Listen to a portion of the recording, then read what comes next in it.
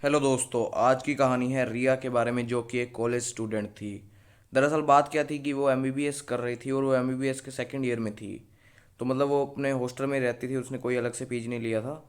Hostel में अकेली रहती थी ताकि वो अच्छे से पढ़ाई कर सके और एमबीबीएस अपनी अच्छे से कर सके। तो अब वो आराम से उसकी एमबीबीएस कर रही थी, वो कोई दिक्कत नहीं थी। उसका 1 साल निकल जाता है, 1.5 साल निकल जाता है, लेकिन 1.5 साल के बाद क्या होता है कि दिक्कतें थोड़ी सी चालू होने लग जाती हैं। बात क्या थी कि वो अकेली सोती थी ना, तो वो अपने मतलब कमरे में बिल्कुल अंधेरा करके नहीं सोती थी। वो एक छोटा सा बल्ब जगा के सोती थी, जो कि उसके बेड के राइट साइड में लगा हुआ था। तो वो 1 बजे तक एक दिन पढ़ रही थी। 1 बजे तक पढ़ के फिर उसने वो छोटा बल्ब जगा दिया और वो ऐसी थोड़ी देर बैठी थी। तो बात क्या थी कि उसका बल्ब ना उसके पीछे राइट साइड में था। तो उसकी जो शेडो बननी थी ना, वो सामने वाली दीवार पे लेफ्ट साइड में बननी थी।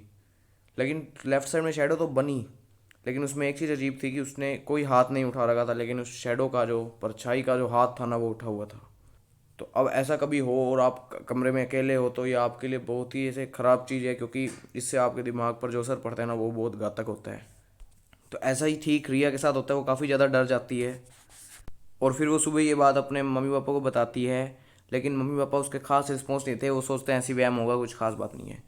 लेकिन उसी दिन जब वो सुबह अपने क्लासरूम में बैठी थी ना, यहाँ से उसका जो क्लासरूम था, यानी कि जो कॉलेज था जहाँ पर वो पढ़ाई करती थी, मेन जो कॉलेज था, वो यहाँ से 1 किलोमीटर दूर था और वो बस लेकर जाती थी उसे, तो कोई दिक्कत वाली बात नहीं थी। तो जब वो बैठी थी ना वहाँ पर, तो जो सूरज की रोशनी आ रही थी ना, उससे उसकी जो परछाई बन रही थी ना, वो अलग सी थी। बात क्या थी कि वो जब खाना खाने के लिए बैठी ना, तो खाना खाने के लिए जब बैठी तो उसके बाद में खाना खा लिया थोड़ी देर बाद में। फिर जब वो उठी ना, तो उसकी परछाई वहीं रही दीवार पर सामने, बल्कि वो उठ चुकी थी।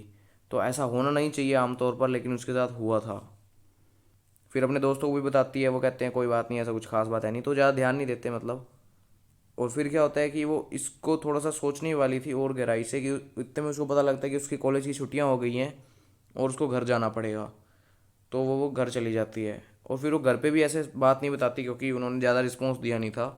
तो उसको जो भी करना था वो खुद नहीं करना था, तो इसलिए वो ज़्यादा किसी को कुछ बताती नहीं है। और वो पूछते भी हैं कि वो जो तुम कह रही थी कि मतलब शेडो ऐसे हो रही है, ऐसे हो रही है, तो उसके बारे में कहती है कि हाँ वो मेरा वहम ही होगा, उसके बाद कभी ऐसा नहीं हुआ। लेकिन उसके बाद ऐसा उसके साथ हुआ था। और ये एक बार नहीं, 2 बार नहीं, उसके साथ 6-7 बार ही ऐसा हुआ था। और सेम चीज़ हुई थी, इसलिए उसने भी ज़्यादा इसको डिटेल में ज़्यादा नहीं बताया। तो उसके घर पे भी सेम ऐसी चीज़ हुई। पहले उसे लगता था कि हॉस्टल में कोई दिक्कत है, लेकिन अब उसके घर पे जब ऐसी चीज़ हुई ना, उसको लगा कि उसके अंदर ही कुछ ऐसा है जिसकी वजह से ऐसा हो रहा है। तो वो एक दिन अपने कमरे में सोने जा रही थी कि तभी वो सोने गई, और जैसे ही उसने आंखें खोल कर देखी ना, लेटे लेटे, तो उसकी परछाई वहीं खड़ी थी। और वो आसपास कमरे में देखते तो कोई भी नहीं था। इसका मतलब ये था कि कोई ऐसी चीज़ है जो उसको साथ नहीं छोड़ रही है। तो वो थोड़े दिन घर पे रहती है, ज़्यादा कुछ बात नहीं करती है इस बारे में। और फिर वो थोड़े दिन बाद वापस चली जाती है हॉस्टल पे।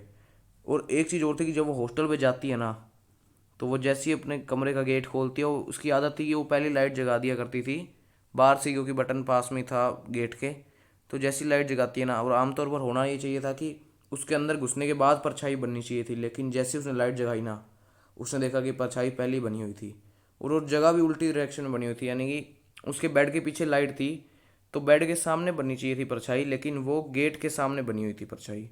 तो ये बड़ी अजीब सी चीज़ थी उसके लिए, जो उसे परेशान कर रही थी काफ़ी ज़्यादा। फिर अब रात को भी उसके साथ ऐसे ही होता है कि वो लाइट जगा के सोती है छोटे वाली, तो उसको अपनी परछाई अजीब सी हरकत करते दिखती है। फिर उसके बाद में वो अगले दिन जब सुबह उठती है ना, फिर वो थोड़ा गहराई से लेना चालू कर देती है इस चीज़ को कि कुछ तो गड़बड़ा है, ऐसे तो नहीं हो रहा। तो फिर अब वो क्या करती है कि उसको कोई तांत्रिक की ज़रूरत थी जिससे वो कुछ कर सके। तो फिर अब वो तांत्रिक के पास जाती है, उनको सारी बात बताती है। फिर वो तांत्रिक ऐसे कोई मंत्र सा पढ़ता है, और उसके बाद में एक चीज़ जो वो रिया को देता है, वो उसको अपने तकिए के नीचे रख के सोना था। लेकिन होता क्या है कि वो मतलब उसको आदत थी नहीं ऐसी चीज़ों की, तो वो इसको कहीं भी रख के भूल जाती है। और फिर उसे रात को वही चीज़ महसूस होती है जो उसे रोज़ हुआ करती थी। तो मतलब उससे काफ़ी अजीब सी चीज़ थी, ऐसा उसके साथ होना नहीं चाहिए था, लेकिन हो रहा था। फिर अब वो क्या करती है कि अपने मम्मी पापा को दोबारा बताती है बात कि मेरे साथ ऐसा ऐसा हो रहा है। तो अब वो चिंता के मारे आ जाते हैं उसके शहर में जहाँ पर वो रहती थी, और उसके हॉस्टल में आ जाते हैं। फिर उसके कमरे को देखते हैं। और इस समय पर जब वो आए थे ना, तब भी सेम ये चीज़ हो रही थी कि उसकी परछाई अजीब सी हरकत कर रही थी। तो अब वो हॉस्टल के मैनेजर से मिलते हैं, उनको कहते हैं कि इस कमरे में कोई दिक्कत है तो बता दो। नहीं तो हम खुद छोड़ जाएंगे, कोई फ़ायदा नहीं है, आप बता दो सही सही बात क्या है। फिर वो हॉस्टल मैनेजर साफ कह देता है कि कोई बात नहीं है, कोई बात होती मैं आपको बता देता। तो अब उनकी चिंता और बढ़ने लगी थी, हॉस्टल में कुछ नहीं है तो मतलब रिया के अंदर ही कुछ ऐसा है जिसकी वजह से ये हो रहा है। और इस चीज़ से उसके पापा बहुत गुस्से होते हैं कि वो तांत्रिक के पास गई थी और ऐसा उस करवा के लाई थी, और ये भूल भी गई थी वो चीज़ रखना। तो इस चीज़ से बहुत गुस्सा होते हैं। फिर वापस जाते हैं तीनों लोग, उसके मम्मी पापा और रिया, तांत्रिक के पास, और वापस से वो करवाते हैं सब कुछ। तो अब उसके मम्मी पापा भी साथ सोए थे वहाँ पर उसके साथ हॉस्टल में। हालांकि उसके पापा को अलाउ नहीं कर रहे थे वो, लेकिन पापा की रिक्वेस्ट पे उनको सोने दिया साथ में। तो अब भी वो छोटी लाइट जगा कर सोए और फिर से उन्होंने सेम चीज़ महसूस करी। अब उनके मम्मी पापा भी देख रहे थे, ये सब चीज़ें होते हुए देख रहे थे, तो उनको भी लग रहा था कि कुछ तो अजीब है। तो अब वो उनके साथ थे तो कोई दिक्कत नहीं थी, वो ज़्यादा चिंता भी नहीं करती रिया, तो अब वो सो जाते आराम से, कोई दिक्कत नहीं होती। उसके बाद में अगले दिन वो तांत्रिक को बुलाते हैं हॉस्टल के अंदर, और वो हॉस्टल में थोड़ा सा करता है और फिर रिया में दोबारा से वो करता है मंत्र, और उसके बाद रिया ठीक हो जाती है। उसके बाद उसके साथ ऐसा कभी नहीं होता। लेकिन ठीक होने के यानी कि अब सेकंड ईयर में थी तो उसका सेकंड ईयर चला जाता है, थर्ड ईयर चला जाता है, फोर्थ ईयर चला जाता है, और फोर्थ ईयर के लास्ट में आते आते ना उसे जानना था कि ऐसा उसके साथ हो क्यों रहा था। बीच में वो भूल गई थी, उसके बाद में ठीक हो गई थी, तो फिर वो जानना था उसे ऐसा हो क्यों रहा था। तो उस तांत्रिक पास वो दोबारा जाती है, यानी करीब वो 6-7 बारी उस तांत्रिक पास जा आई थी। तो तांत्रिक पास दोबारा जाती है, पूछती है ऐसा हो क्यों रहा था, फिर उनको बताती है सारी बातें कि ऐसे ऐसे हुई थी, मैं आई थी आपके पास 2-3 साल पहले, ऐसे ऐसे करके बताती है सारी बातें। तो फिर तांत्रिक कहता है कि ऐसा इसलिए हो रहा था क्योंकि तुम्हारे अंदर एक आत्मा बैठी थी, और वो आत्मा किसकी थी ये तो मैं नहीं बता सकता, लेकिन वो आत्मा किसी लड़की की ही थी। तो ये सुनकर रिया पागल हो जाती है सच में, क्योंकि उसको ऐसा लगा कि आत्मा मेरे अंदर थी। तो फिर वो दोबारा कंफर्म कराती है कि अब आत्मा तो नहीं है ना मेरे अंदर, क्योंकि पहले तांत्रिक ने बताया नहीं था ऐसा कुछ, ना ही किसी ने पूछा, ना ही उसने बताया, क्योंकि ऐसे डर जाते हैं लोग। अब वो पूछते हैं हाँ आत्मा तो नहीं है मेरे अंदर, तो फिर वो मंत्र कर देते हैं और बाद में कंफर्म करते हैं कि कोई आत्मा नहीं है। तो अब उसके बाद से ऐसा कुछ नहीं हुआ, अब उसकी एमबीबीएस भी हो गया, वो डॉक्टर भी बन चुकी है, उसने एमडी भी कंप्लीट कर ली है, और उसके बाद में अब वो अच्छी जॉब भी लग गई है उसकी गवर्नमेंट।